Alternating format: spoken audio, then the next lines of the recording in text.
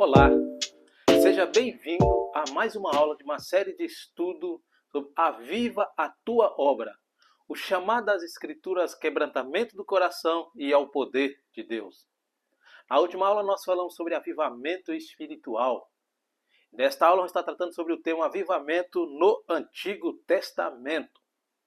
O texto áudio dessa lição está registrado no livro de Êxodo, capítulo 34, versículo 10, a parte A, que diz assim: Então disse, eis que eu faço um concerto, farei diante de todo o teu povo maravilhas que nunca foram feitas em toda a terra, nem entre gente alguma.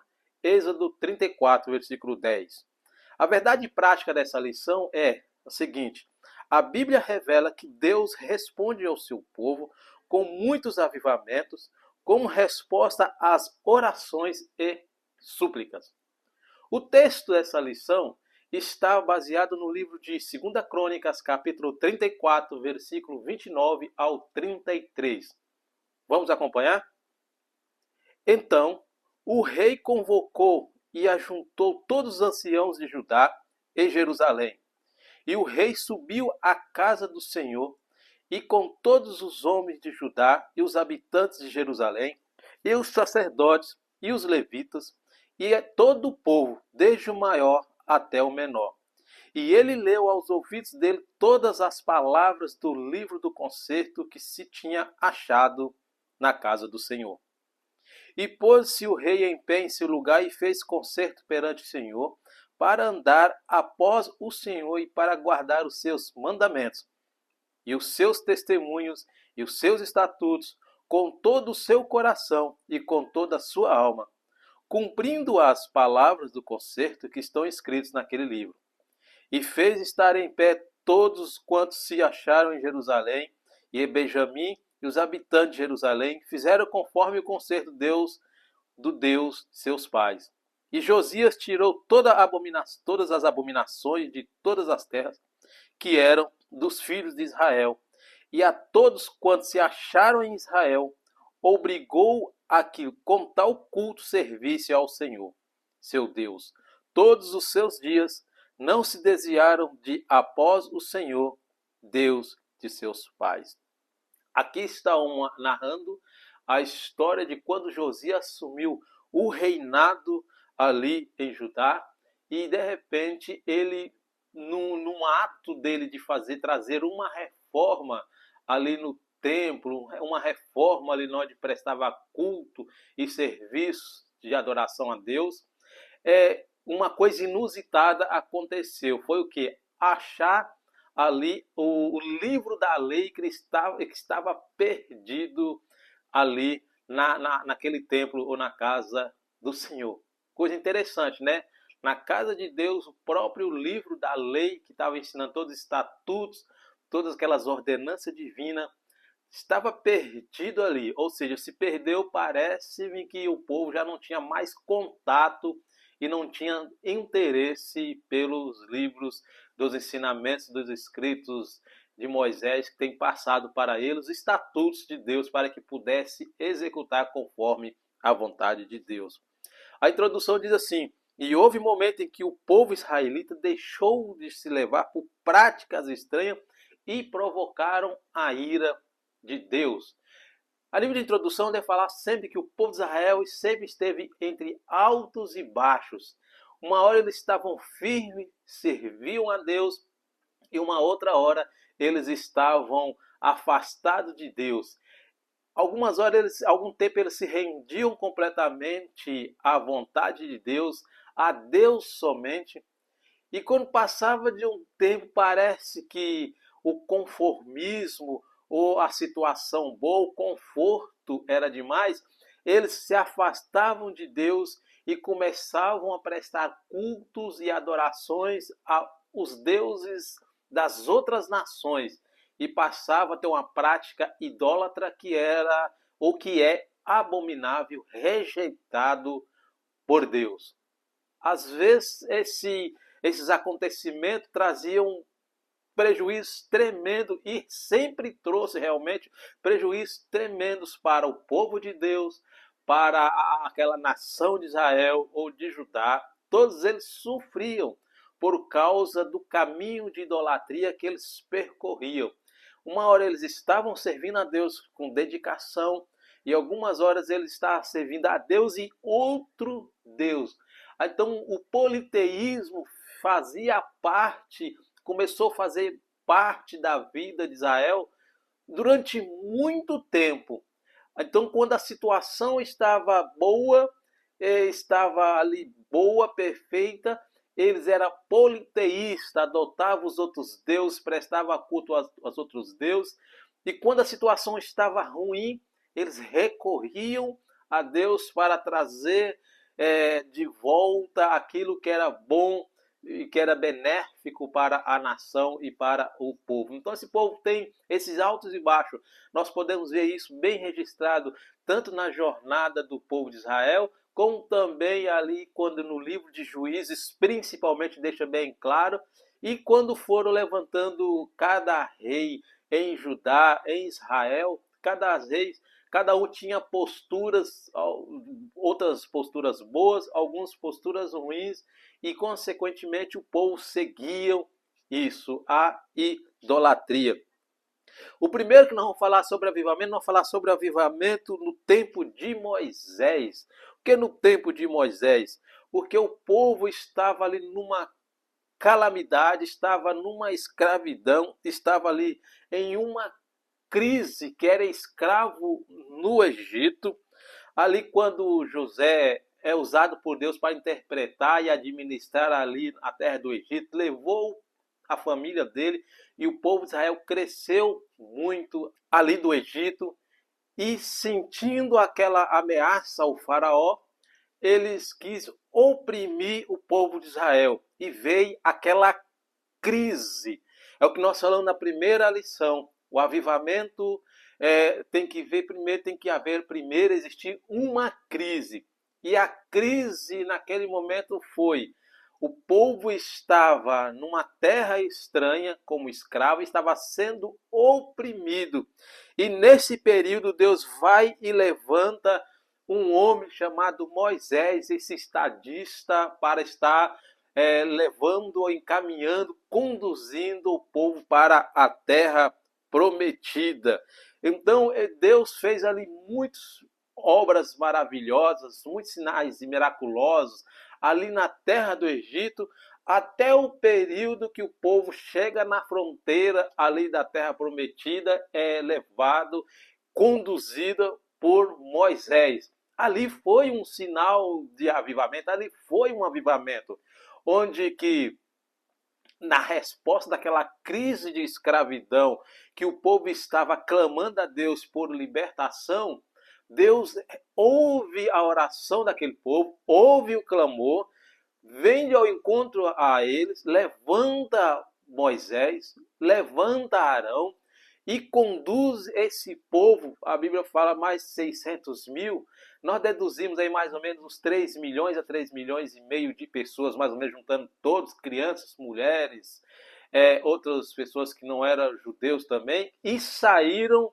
ali daquela terra do Egito como escravidão. Deus os levantou. E o ponto de partida desse avivamento, essa nova etapa na vida do povo de Israel, foi resposta a clamores que eram feitos a Deus, que Deus resolveu descer e ver a opressão que o povo estava. Então eles estavam afundados, eles estavam sofrendo uma crise terrível ali, e Deus os liberta dali. Então, diante desse fato que está registrado, dessa chamada que Deus fez por Moisés, nós podemos dizer que Deus usou um homem para trazer ali um refrigério, conduzir esse povo, e um avivamento ali aconteceu em Israel, nessa saída do Egito e essa jornada à terra prometida. O segundo sinal, é no tempo de Samuel. Deus usou esse profeta Samuel tremendamente no seu tempo. Para quê?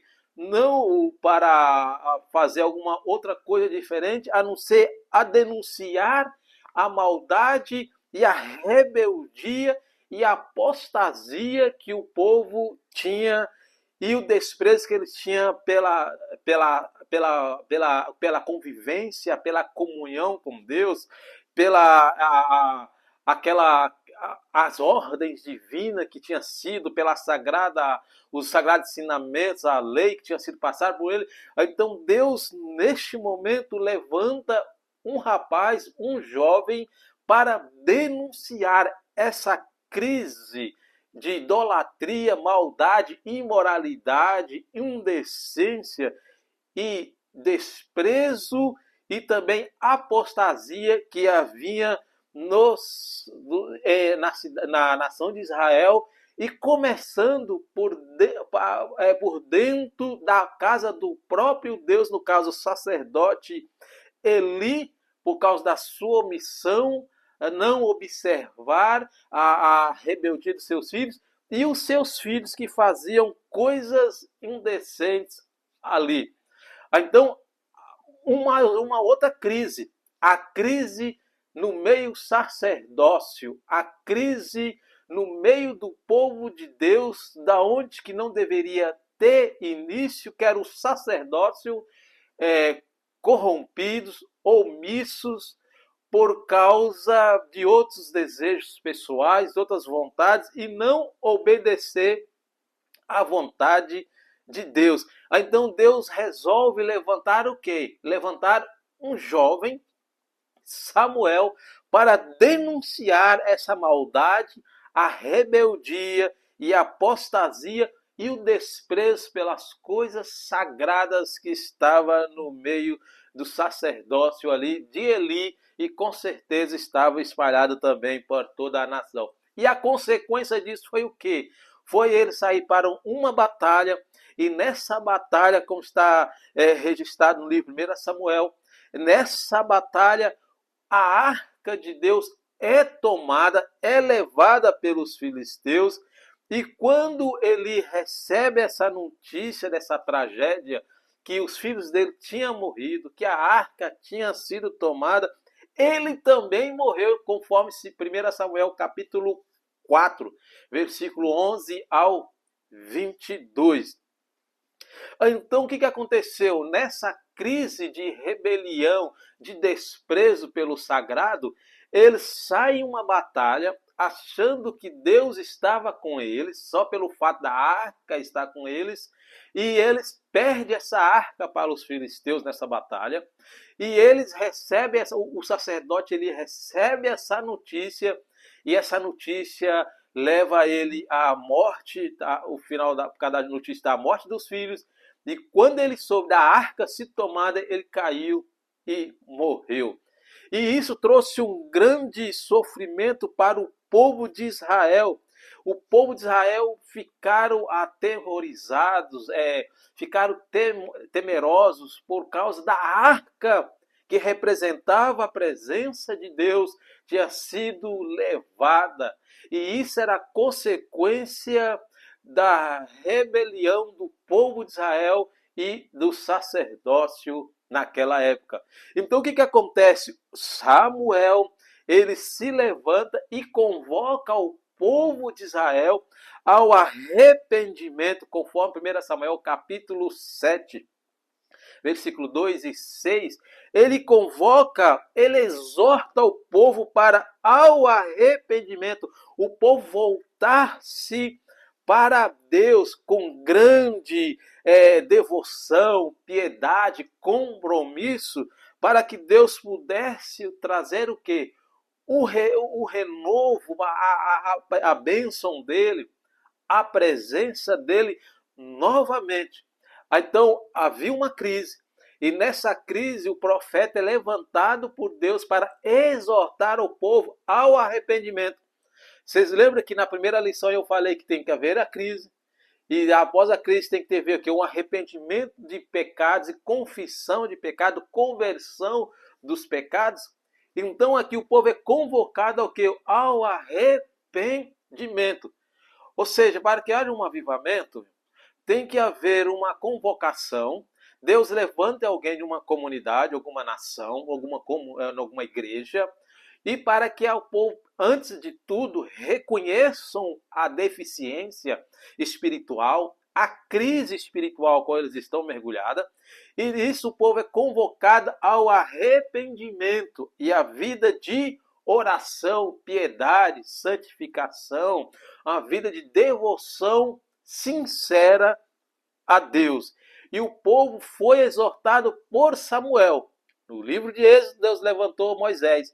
Aqui, Deus levanta Samuel a exortar o povo a o arrependimento. E a consequência disso foi a arca trazida de volta para Israel. E esse homem julgou Israel durante um bom tempo de toda a sua vida, Samuel julgou Israel e fez aquilo que era correto e justo e aquilo que Deus ordenava e mostrava para ele, para que pudesse conduzir, orientar o povo a estar na presença dele. O terceiro exemplo de avivamento no Antigo Testamento é o avivamento do tempo de Josias, que quando depois do reinado de Ezequias, rei de Judá, Manassés assume o reinado de Judá, corrompe a nação toda, ele cai numa idolatria, ele cai no culto aos demônios, sacrificou seus próprios filhos, abandonou, ergueu altares aos deuses dentro da casa de Deus, conforme 2 Crônicas 33, do versículos 1 ao 10, 2 Crônicas capítulo 33, e ele vai e presta todo esse tipo de homenagem e leva o povo também a fazer essas mesmas coisas. Então, o que acontece? O monarca, que deveria estar sendo temente a Deus, não seguiu o exemplo do seu pai Ezequias, ele se corrompe, se rende à idolatria, ele se rende ao quê? Ao culto aos demônios, sacrifica seus próprios filhos, e de repente o povo também começa a imitar esse monarca idólatra. Então é uma crise estabelecida na nação de Judá, na nação do povo de Deus, começando pelo monarca, ou por aquele que era o rei na época, e de repente o povo começa a imitar, e essa crise tem uma dimensão muito grande.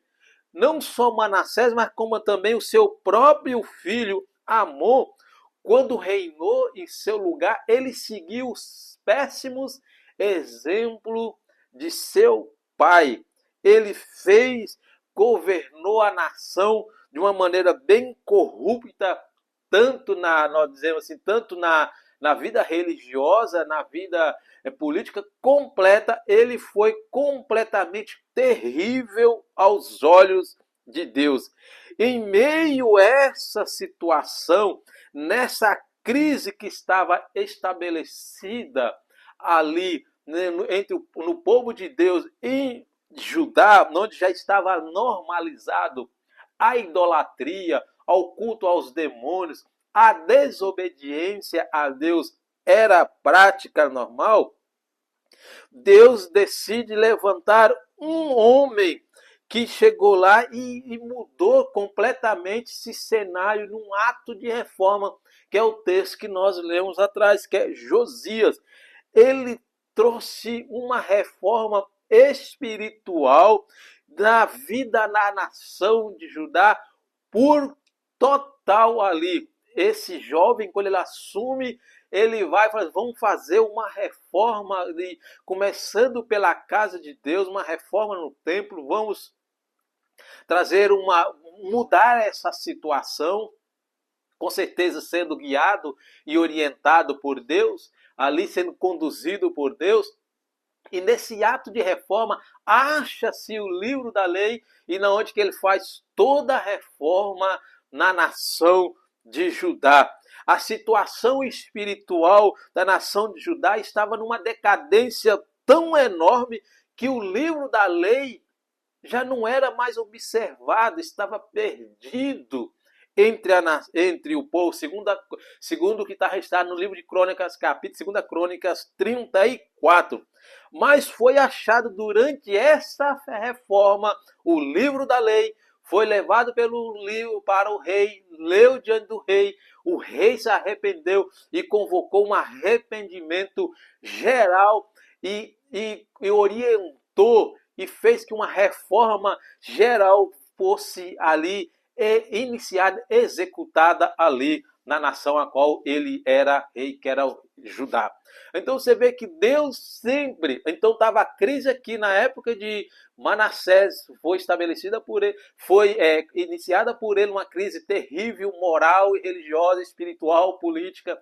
Veio seu filho Amon também fazendo a mesma coisa, mas após vem Josias, esse jovem monarca, Deus o levanta e ele traz essa reforma radical ali. Então esses são alguns exemplos, fora de outros exemplos de avivamento que há no Antigo Testamento. Não tem como debruçar sobre tantos avivamentos que houve no Antigo Testamento, mas nós escolhemos esse aqui no tempo de Moisés, no tempo de Samuel e no tempo de Josias, para ter uma noção das crises que havia. Na crise de Moisés era a escravidão, e Deus levantou Moisés. Na época de Samuel era a crise espiritual que o povo tinha em apostasia, de idolatria, desobediência a Deus, e Deus levanta Samuel.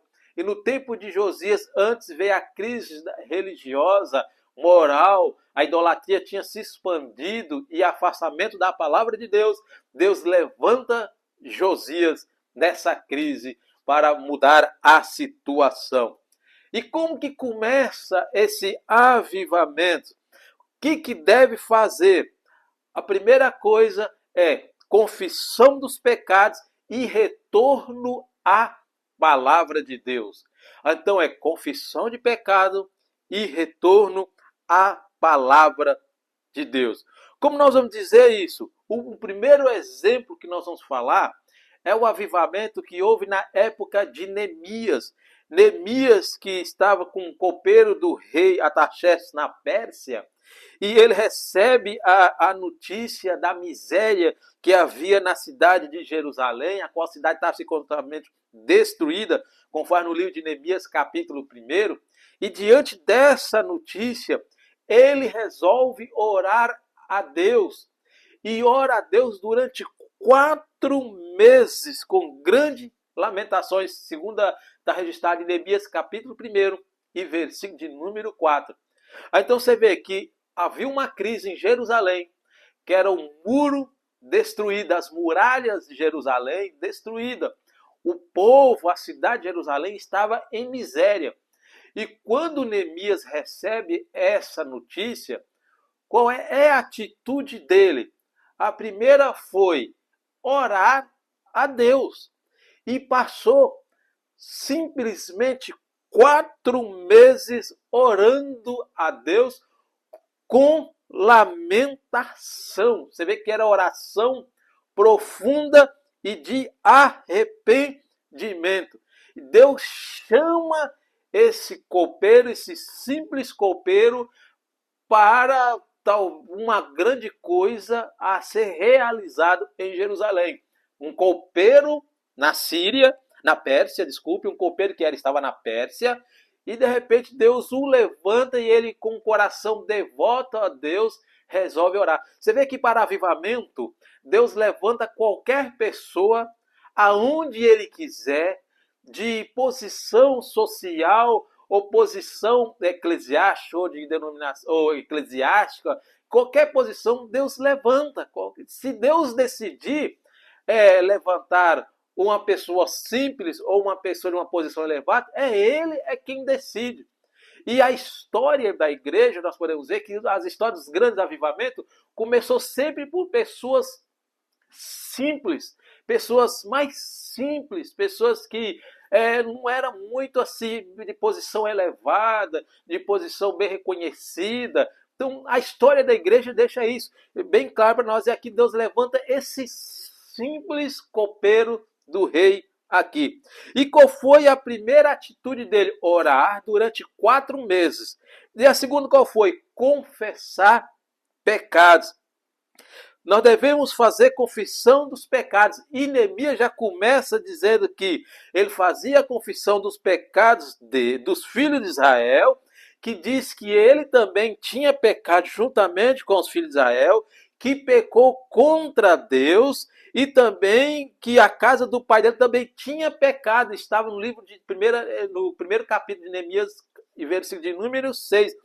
Que está dizendo que ele pecou, ele falou assim, que nós faço confissão pelos pecados dos filhos de Israel, pelo que pecamos contra ti, também eu e a casa do meu pai pecamos. Então, a confissão de pecado, ela vem antecedendo o quê? Ao avivamento que Deus deseja derramar em um lugar. Se não houver arrependimento de pecado nosso, da nossa parte, fica complicado, fica impossibilitado ter um avivamento. Não que o avivamento dependa de nós, mas se não há arrependimento e confissão de pecado, arrependimento, uma conversão do coração maligno das pessoas que querem esse avivamento, fica complicado acontecer. E ele ainda diz assim: todos nós corrompemos contra ti, não guardamos os teus mandamentos, nem os teus estatutos, nem os seus juízes que ordenaste a Moisés, o teu servo, como está registrado no versículo 7 do capítulo 1 de Neemias. Você vê que ele fala do pecado dele, e do pecado da casa do pai dele, e do pecado da nação. É uma confissão generalizada por parte dele. Ele fala: essa crise de destruição de Jerusalém é consequência, é resultado do afastamento da palavra de Deus, é o afastamento de obediência aos estatutos, aquilo que Deus tem decretado que o povo deveria cumprir. E qual foi? Então ele teve vida de oração, Deus levantou Neemias, ele teve vida de oração, 4 meses de oração, e depois teve confissão de pecado, e a terceira parte, elemento aqui, é um retorno ao ensinamento da palavra de Deus, avivamento pelo ensino.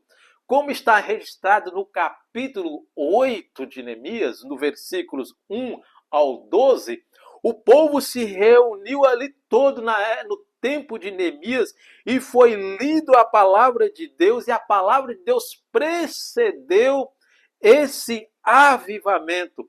Neemias ordenou que a palavra de Deus fosse lida ali de uma maneira didática, pausadamente, para que todo o povo pudesse entender o que Deus queria da vida deles naquele momento tão crucial e tão terrível e crise complicada que o povo de Jerusalém já estava.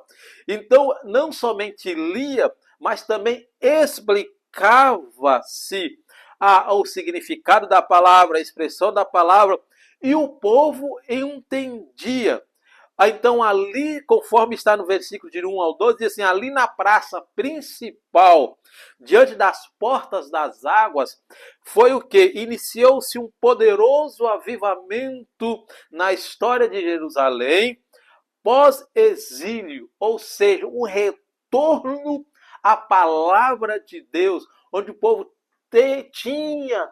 voltou a ter interesse em ouvir a palavra de Deus e voltar-se àquilo que Deus tinha determinado que eles fizessem. Então, o retorno às Sagradas Escrituras precede também o avivamento no meio do povo de Deus. Então, nós podemos ver o quê? Sem retorno às Sagradas Escrituras, meu irmão, é impossibilitado, é impossível acontecer avivamento. O povo, nós devemos voltar mais às Sagradas Escrituras do que tantas outras coisas, livros, confissões, e tantas outras coisas que estão sendo produzidas por aí, substituindo a palavra de Deus por terapia, autoajuda, negócio de tantas outras coisas que estão sendo escritas e deixando a palavra de Deus de lado. Nós devemos voltar ao ensinamento sincero das Sagradas Escrituras com responsabilidade, temor, direcionada pelo Espírito Santo. E quando nós passamos a ter esse compromisso de que pregar a palavra, ensinar a palavra, para que o povo possa ter entendimento da palavra, da vontade de Deus, o avivamento vai acontecer um pouco mais à frente. Então começa com o quê? A vida de oração, a segunda é a confissão de pecado, e a terceira coisa aqui que é o ensino, o retorno às Sagradas Escrituras. As Escrituras, o retorno a ela é essencial para que haja avivamento. O avivamento e a palavra de Deus. Por que nós precisamos voltar à palavra de Deus? Passa tempos e vai tempos, o povo cada vez mais vai entrando em uma crise de um afastamento da palavra de Deus. A palavra de Deus é esquecida, não é mais ministrada como deveria ser ministrada, não é mais ensinada como Deus exige que deve ser ensinada, não é ensinada ou pregada para que todo o povo possa entender, para que o povo possa ter uma compreensão correta. Então isso tem se afastado e o povo também tem perdido o interesse em ouvir a palavra de Deus, tem gastado, investido mais tempo em ouvir e fazer outras coisas e menos tempo, menos observação na palavra de Deus. Por que nós precisamos? Porque a palavra de Deus, ela é a única que corrige, é a única que vai estabelecer os parâmetros, ela é a única que vai conduzir o homem conforme a vontade, a comunidade, o povo conforme a vontade de Deus. Então a palavra de Deus, ela corrige, ela vai nos confrontar a nossa vida de pecado. A palavra de Deus, ela vai confrontar a nossa religiosidade falsa, a nossa religiosidade aparência. Ela vai confrontar aquilo que é pecado, que está dentro de nós, em nós, o que nós fazemos, o que pensamos, a nossa vida de pecado. A palavra, ela vai nos confrontar, ela corrige. Então, porque diz assim, olha o que Paulo escreve em 1 Coríntios, capítulo 14, versículo de número 26. Que farei, pois, irmãos? A quando vos ajuntais, cada um de vós tem salmo, tem doutrina, tem revelação, tem língua, tem interpretação, faça tudo para edificação. Ou seja, quando está falando aqui de doutrina, de salmos, está falando da palavra de Deus. Paulo está falando assim, a palavra de Deus é que precisa orientar, é que ela precisa ser observada para edificação, correção, orientação, direção para o povo de Deus. Não há como acontecer avivamento fora das limitações da palavra de Deus, aquilo que os estabelecimentos da palavra de Deus. Devemos desenvolver, ou aliás, voltar a ter essa prática e prazer em ouvir a palavra, ler a palavra, meditar na palavra, ter prazer em fazer da palavra algo na tua vida, o mais importante na tua vida. Nós devemos aproveitar a palavra em todo momento, porque ela é a única regra de fé. Não é o livro de autoajuda, não é a terapia, não é as outras coisas por aí, não é as confissões, não é as interpretações. Então, é exclusivamente papel da palavra de Deus. Então, devemos voltarmos à palavra de Deus com sinceridade, voltar à palavra de Deus com interesse. Não é à toa que Deus, quando fala para Josué, medita nessa lei, no livro da lei, de dia e de noite, para fazer conforme está escrito, registrado nele. Então tenha ânimo e vai, tenha coragem e vai, mas medite. O Salmos fala assim, bem-aventurado é o homem que faz o quê? Medita na palavra do Senhor de dia e de noite. O retorno de Josias, o avivamento de Josias foi o retorno quando leu a palavra. Neemias, quando conduz o povo depois ali da reforma, ali da restauração, e fala assim, leia a palavra, e o povo tem um entendimento dessa palavra, o povo tem a compreensão dessa palavra, então nasce uma transformação, um avivamento. Então a palavra de Deus é necessário. Tem que ter um empenho, mas da liderança das igrejas hoje, de um modo geral, aplicar e dedicar mais tempo a ensinamento e a pregação da palavra do que qualquer outras coisas que há em nossas comunidades, nas igrejas evangélicas hoje. Segunda coisa é, devemos tomar cuidado com o formalismo. Com o formalismo quer dizer respeito àquilo que é formal, métodos que nós criamos, devemos tomar muito cuidado, porque o formalismo que nós criamos, religioso, ele assume algumas características, às vezes, e muitas vezes negativa e disfarçada com um zelo pela causa de Deus, pela obra de Deus. Às vezes o formalismo religioso em excesso, esse formalismo tem se disfarçado e colocado uma máscara de zelo, mas pelo contrário, ele está sobrepondo a necessidade e aquilo que é essencial para a saúde e desenvolvimento da igreja, que está sob o cuidado de alguém ou está sendo levantada por alguém. Devemos tomar muito, porque às vezes o avivamento não acontece ou não aconteceu ainda em nossas comunidades, porque o formalismo, os métodos que nós realizamos, nossos cultos, os nossos trabalhos, é simplesmente formalismo.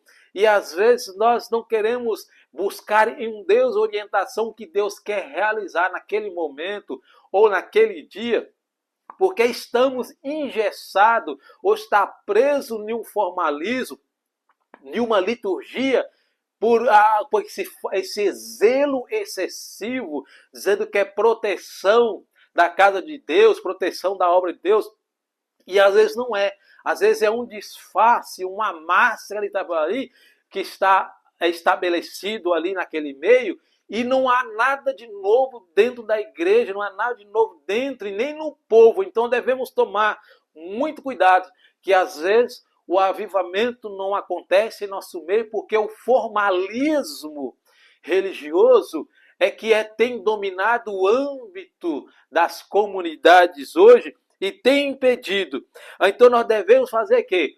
Tudo deve ser feito conforme a palavra de Deus, deve ser feito de acordo com a palavra de Deus, para edificação dos santos, conforme Paulo escreveu em 1 Coríntios capítulo 14, versículo de número 26, para edificação dos santos. Quando Deus envia um avivamento espiritual, Deus decide fazer um avivamento espiritual, o Espírito Santo tem liberdade na igreja para fazer isso na igreja, e os corações de todos nós devem estar sensibilizado pela palavra, em ouvir e ser direcionada pelo Espírito Santo. E às vezes o nosso coração não está mais assim. Então nosso coração às vezes não está mais sensível à voz de Deus, à palavra de Deus, à direção do Espírito. Nosso coração está endurecido com o nosso formalismo religioso ou liturgia religiosa, e está impedindo daquilo que Deus quer realizar aconteça no âmbito da nossa comunidade ou das igrejas de um modo geral. Então devemos tomar muito cuidado com isso, porque quem tem liberdade de fazer algo, quem tem a voz sempre ativa na igreja, não é a minha liturgia, não é o nosso formalismo religioso, não é a nossa conduta, mas é o Espírito Santo de Deus. E quando nós tivermos consciência que a autoridade máxima é as Sagradas Escrituras e orientada pelo Espírito Santo de Deus, o avivamento pode acontecer em nosso meio. Foi assim lá no Antigo Testamento, Deus usando Moisés, usando Samuel, usando Josias, usando alguns juízes ali para libertar o povo de Israel, usando alguns monarcas, usando alguns profetas, usando alguns homens simples. Tudo isso no Antigo Testamento vai de uma quê? Uma renúncia à própria pessoa e uma rendição total ao próprio Deus, a condução do Espírito Santo, conduzindo o homem à vontade de Deus, conforme as Escrituras, aquela boa vontade, agradar a vontade de Deus, trazer um avivamento, reverter aquela crise que está estabelecida no meio do povo de Deus. É sobre isso que nós devemos tomar cuidado. Então nós devemos fazer o quê? Confissão de pecados, voltar às Escrituras e também ter arrependimento. Ou seja, nós devemos ter vida de oração, nós devemos voltar à palavra de Deus e devemos ter compromisso com essa palavra de Deus e ser o quê? Completamente dominados, guiados, orientados pelo Espírito Santo de Deus. Eu quero ler essa conclusão, concluir essa aula na conclusão dizendo assim: os avivamentos do Antigo Testamento sempre vieram como resposta ao quebrantamento espiritual e às orações do povo de Deus. Isso se dava sempre diante de uma situação de calamidade ou de decadência espiritual e moral. Por misericórdia e bondade, Deus promovia a restauração de Israel. Que esses avivamentos veterotestamentários nos despertem para fazer a vontade de Deus nesses tempos de frieza e mornidão espiritual nos tempos atuais que nós estamos vendo. Que Deus abençoe você e aguardo você na próxima aula, se Deus permitir.